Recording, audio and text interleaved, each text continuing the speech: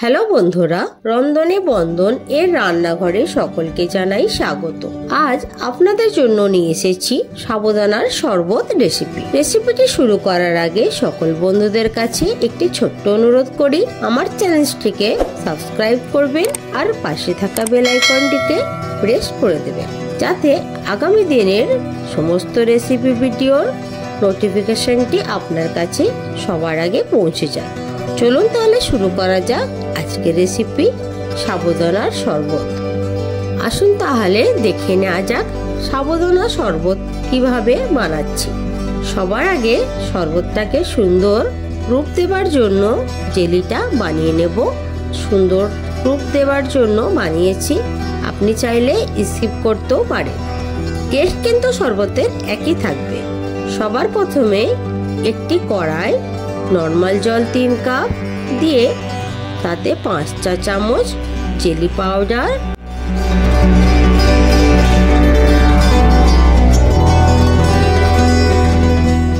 চিনি 3 চামচ দিয়ে ভালো করে মিক্স করব। এবারে গ্যাসটিকে অন করে দিচ্ছি। এবারে অনবরত নাড়তে হবে, না হলে জেলিটা জমে যাবে নিচে। নাড়তে নাড়তে যখন ফুটে যাবে, ফোটার পর আবারও অনবরত নাড়তে থাকবেন যতক্ষণ না জেলির জলটা গাঢ় হয়ে যাচ্ছে। এবারে একটা প্লেটের মধ্যে ঢেলে নেব। 1 ঘন্টার মধ্যে জেলিটা জমে খুব ভালোভাবে সেট হয়ে যাবে। ততক্ষণ এদিকে কাজগুলো করে নেব। সেই কড়াতেই এবার সাবুদানাগুলো সিদ্ধ করার জন্য জল দিচ্ছি বেশ কিছুটা। তাতে 2 কাপ সাবুদানা দিয়ে এইভাবে নাড়তে থাকবো। আপনাদের বাড়িতে যে চায়ের কাপ আছে সেই কাপের অনুযায়ী 2 কাপ সাবুদানা নিয়ে নেবেন। নাড়তে নাড়তে যখন দেখবেন সাবুদানা সাদা সাদা ভাগটা অনেকটা কেটে গেছে, বুঝে নিতে হবে সাবুদানা সিদ্ধ হয়ে গেছে। আমার 10 মিনিটের মতো লেগেছে। এবার সাবুদানাগুলোকে ছেঁকে নিয়ে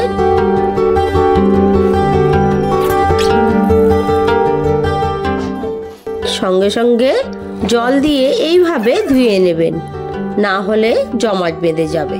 দেখুন একে অপরের সাথে কিন্তু লাগছে না। গ্যাসের উপর একটি বড় কড়া বসিয়ে তাতে 1.5 লিটার লিকুইড দুধ, 1/2 লিটার জল দিয়ে এবার সামান্য কেশর দিয়ে একটু নেড়ে নেব।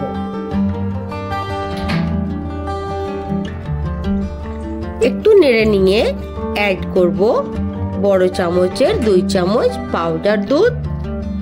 দেবার পর ভালো করে নেড়ে নিয়ে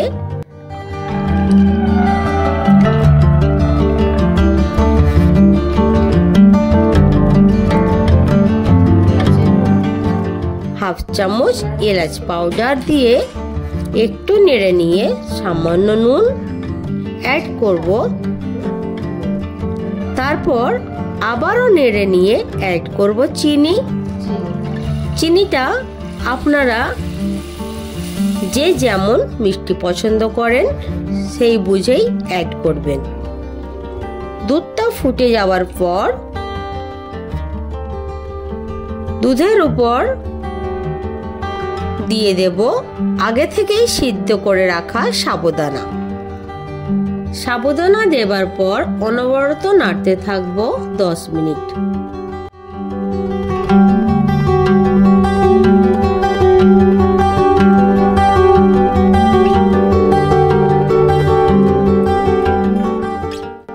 সাবুদানা দেবার পর গ্যাসটিকে একটু আস্তে করে রেডি করে নিচ্ছি।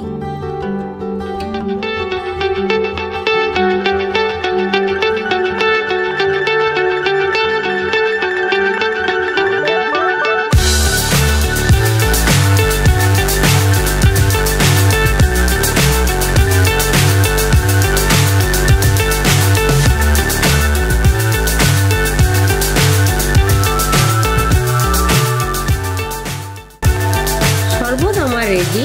এবার এটাকে ঠান্ডা করে নর্মাল ফ্রিজে রেখে দেব 2 থেকে 3 ঘন্টা।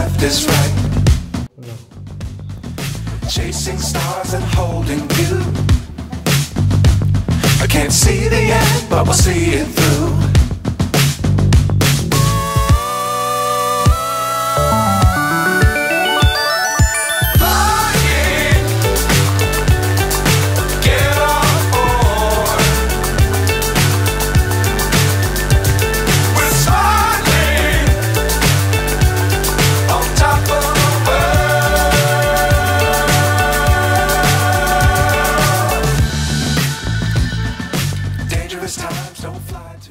দুই থেকে 3 ঘন্টার পর এবার সার্ভ করার জন্য সুন্দর করে গ্লাসে সাজিয়ে নেব।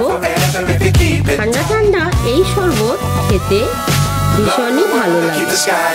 আপনারাও ট্রাই করে বাড়িতে দেখতে পারেন। আশা করি নিশ্চয়ই ভালো লাগবে সাবুদানার এই শরবত।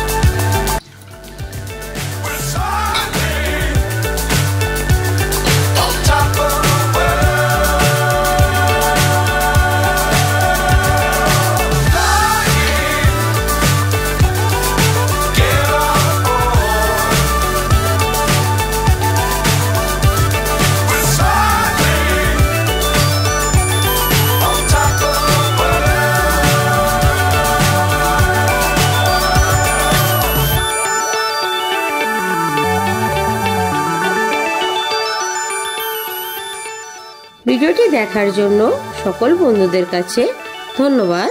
ভালো থাকবেন। টাটা।